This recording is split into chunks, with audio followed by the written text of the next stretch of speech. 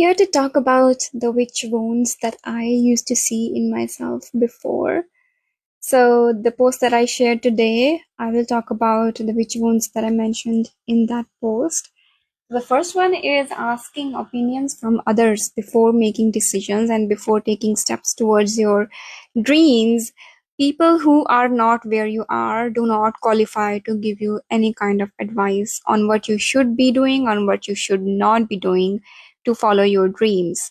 So, if you are someone who asks for opinions from your parents, from your siblings, from your friends, from other people, before making decisions, before being like, should I start this business? Should I start offering my services? Should I start posting on Instagram, etc., etc.?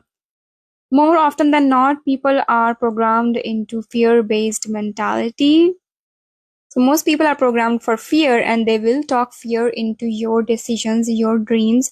If you talk to them, if you take their opinions before making decisions, this used to be me before. I used to talk to my parents and everyone else before doing anything because I was so underconfident. I did not know what I am supposed to do in life, and I was just living for other people. So I was asking other people, what do you want from me? So that is not something that is going to be good for you in the long run. And if it is a sign of your witch wounds, you not believing in yourself and your ability to handle whatever is the outcome of the decisions that you are making. All right. Second one is that you hide yourself, your abilities, and your spiritual side, thinking what people will think about you. So people, when I always used to ask them for their opinions, they always used to tell me that I cannot do it. They used to tell me that you cannot go to another city to study prosthodontics. You cannot have a good rank in the competitive exams. You cannot open your own clinic. You cannot have your own business. You cannot have Reiki or psychic readings as your way of making a living and all of that. But I proved them all wrong because I knew who I am and what I'm here to do, and I did it regardless. And if you constantly hide yourself and your abilities from other people because of what they will think of you, that is again a witch wound. Because again, you don't trust yourself, you don't trust your abilities, you don't believe in your abilities, you don't believe that you have them. And I was there as well at one point when I was having all these spiritual experiences, but I did not believe in them because of my conditioning. And the thing is that you have to believe in yourself before you see any evidence of the proof, and that can be sometimes difficult, but again, it comes from within. And the more you work on your abilities, the more proof you keep collecting. So if you don't work on your abilities at all, then you will never have the proof for yourself, right? So if you can't start big, then you can start small and you can collect the proof to build that self-belief. And if the next witch wound is constantly doubting yourself and your ability to be a successful spiritual entrepreneur. So yes, anyone can open a spiritual practice, but what about being successful at it? What about being able to make a living out of it?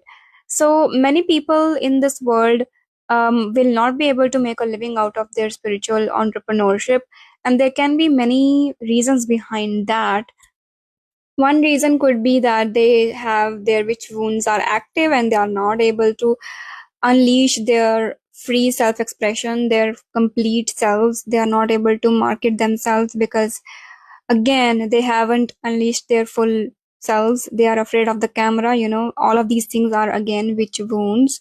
You are afraid to put yourself out there because in the past, in your past lives, or however, you were prosecuted for expressing your truth, whether it was being a witch or whether it was just being yourself. In the past, people were prosecuted for just being themselves. So that can cause you being not successful, so-called successful, in your spiritual entrepreneurship. But once you start healing your witch wounds, once you start removing your self-doubt, you become successful. And by that I mean this that I've written here.